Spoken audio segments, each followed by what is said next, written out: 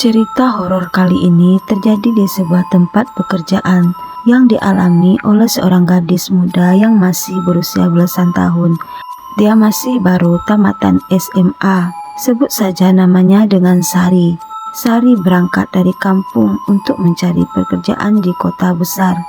Dia meninggalkan nenek dan dua orang adiknya yang masih kecil-kecil. Nenek dan adiknya itu sangat bergantung sekali kepada Sari, karena neneknya itu tidak bisa lagi bekerja karena dia sudah sering sakit-sakitan. Karena di kampung susah sekali mencari pekerjaan, makanya Sari mencoba mencari pekerjaan di kota besar. Hari itu Sari berangkat ke kota dengan seorang temannya. Berat sekali bagi Sari untuk meninggalkan adik-adik yang masih kecil-kecil bersama neneknya. Tapi Sari yakin Sari akan mendapatkan pekerjaan di kota besar untuk mencukupi kebutuhan dia dan keluarganya di kampung. Sesampainya Sari di kota, Sari langsung mendapatkan tawaran pekerjaan di sebuah toko buku. Dan sesampainya di toko buku, Sari disambut oleh seorang gadis yang bernama Rizka.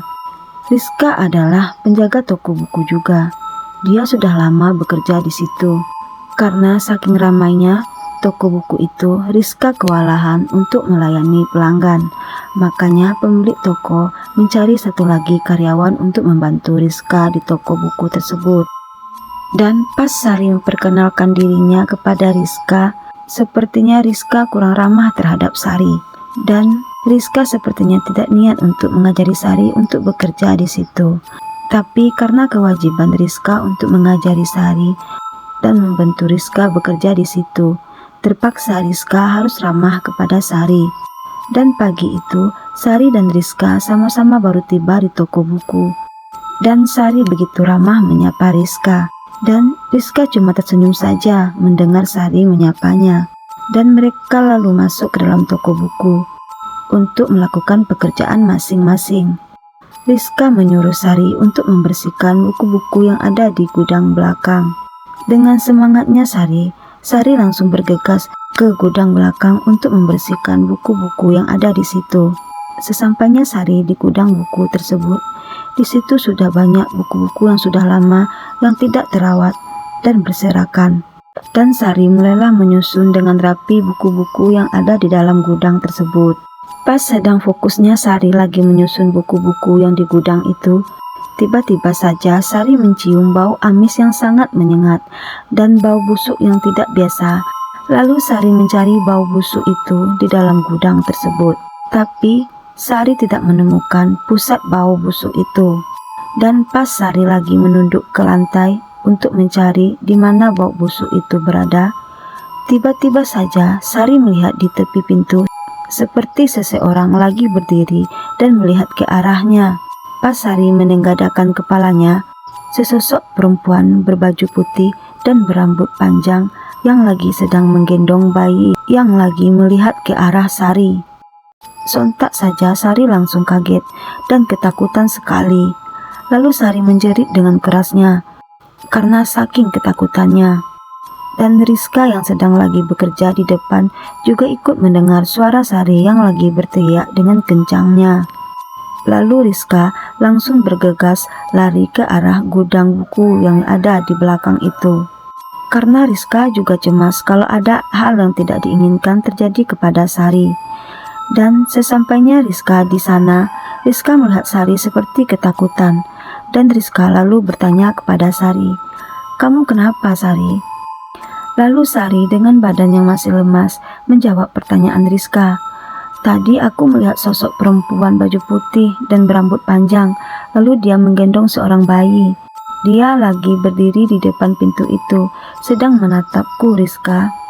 Mendengar hal itu, Rizka lalu terdiam dan langsung menenangkan Sari. "Alah, paling itu cuma halusinasimu saja. Mana ada siang-siang begini ada hantu, kamu ada-ada saja," kata Rizka terhadap Sari. Sepertinya Rizka sudah mulai berlaku baik terhadap Sari, karena Rizka melihat Sari sangat rajin bekerja dan Sari juga terlihat seperti anak yang baik.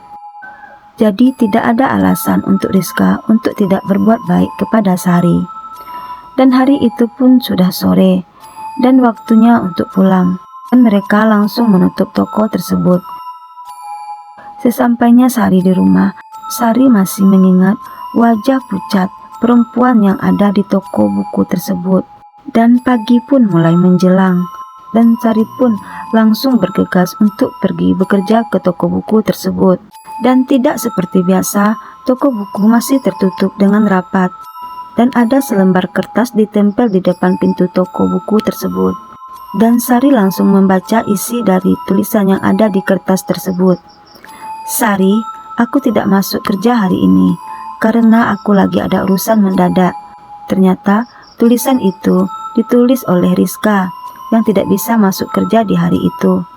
Dan Sari langsung masuk ke dalam toko tersebut dengan perasaan masih ketakutan karena peristiwa yang kemarin itu. Dan Sari mulailah bekerja menyusun buku-buku dan merapikan buku-buku yang ada di rak-rak buku tersebut. Tiba-tiba saja sosok perempuan itu datang lagi, persis di hadapan Sari. Sari melihat dengan sangat jelas muka perempuan itu yang sangat pucat dan juga lagi menggendong bayi, yang sepertinya bayinya juga bukan manusia. Dan dengan sangat ketakutan, Sari memberanikan diri bertanya pada perempuan itu, "Kamu siapa? Mengapa kamu memperlihatkan wujudmu terhadapku? Dan bayi itu bayi siapa?" kata Sari terhadap perempuan itu. Perempuan itu menjawab, tolong aku, ini bayiku, tolong kami." Lalu sosok perempuan itu langsung menghilang. Setelah mengeluarkan kata-kata seperti itu, lalu sosok perempuan itu langsung menghilang, meninggalkan Sari yang masih ketakutan dan kebingungan. Dan saat itu, Sari tidak bisa fokus bekerja karena Sari mengingat terus perempuan tersebut. Dan Sari mulailah berpikir perkataan perempuan yang tadi. Dia meminta tolong terhadap Sari. Dan secara tiba-tiba Sari mau kebelet buang air besar, tapi toiletnya lumayan jauh di belakang dan harus melalui gudang buku yang gelap itu. Tapi karena Sari tidak tahan lagi, lalu Sari memberanikan diri untuk pup di toilet belakang itu. Sari berlari dengan cepat supaya cepat sampai di toilet tersebut. Setelah selesai pup, lagi-lagi Sari mencium bau amis dan bau busuk yang sangat menyengat, seperti bau yang dicium Sari kemarin pas dia berada di gudang buku tersebut. Dan tanpa berpikir panjang, Sari mau berlari meninggalkan toilet tersebut. Tapi kakinya tidak mau digerakkan, malah kakinya bergerak ke arah belakang toilet yang ada di luar toko tersebut. Tanpa disadari Sari, kakinya mulai melangkah ke arah paling belakang di luar toko itu. Dan sesampainya Sari di luar belakang toko tersebut, ada juga satu lagi gudang di sana, yaitu gudang yang sangat tua dan sepertinya sudah lama tidak dipakai, seperti gudang tua saja. Dan Sari melihat gudang itu seperti gudang angker. Dan tanpa disadari Sari, kakinya terus memaksa Sari untuk berjalan ke arah gudang tua tersebut. Dan sesampainya Sari di depan gudang itu, ternyata gudang itu masih tertutup rapat. Dan tanpa disadari juga oleh Sari, tangannya langsung membuka pintu gudang tersebut. Dan Sari tidak bisa melawan tangan dan kakinya untuk bergerak membuka pintu gudang tersebut. Dan dengan ketakutan yang sangat hebat, Sari membuka pintu gudang tersebut. Dan alangkah kagetnya Sari sewaktu melihat apa yang ada di dalam gudang tersebut. Sesosok mayat perempuan dan sesosok tubuh bayi yang masih berada di dalam perut ibunya, dengan ari-ari yang masih di dalam perut ibunya juga. Perut perempuan itu sepertinya dibelah dengan sangat sadis sekali. Dan Sari langsung menjerit melihat kejadian tersebut. Lalu tiba-tiba saja, plak! Seketika Sari langsung terjatuh ke lantai dengan kepalanya mengeluarkan darah yang sangat banyak. Ternyata Sari dipukul dari belakang oleh seseorang dengan kayu balok yang sangat besar. Dan seketika itu Sari langsung meninggal di tempat. Dan ternyata yang melakukannya itu adalah Rizka yang tiba-tiba datang dari belakang. Dan seketika itu Rizka langsung menyeret tubuh Sari ke dalam gudang tersebut. Ternyata Rizka menyimpan rahasia terhadap Sari. Dan si Rizka lah juga biang dari semua kejadian ini.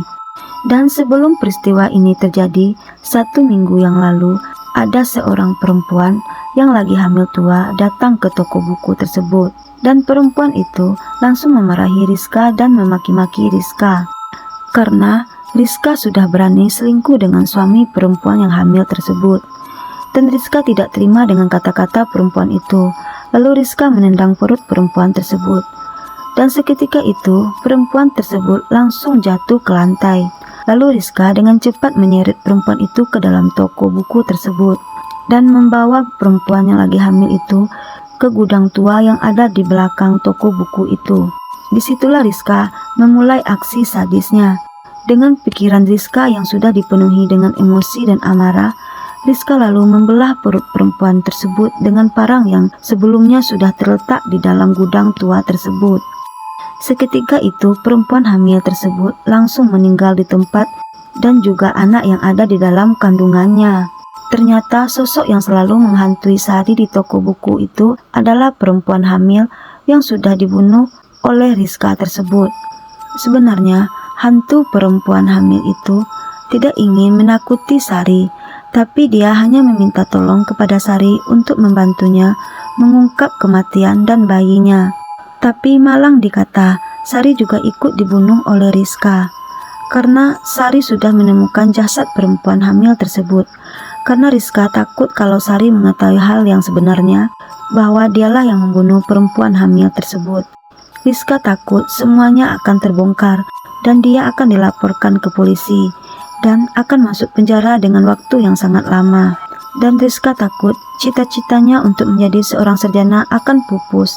Tapi Rizka tidak tahu betapa harapan Sari untuk mendapatkan pekerjaan itu sangatlah besar, walaupun cuma jadi penjaga toko buku, karena dia harus menghidupi keluarganya di kampung.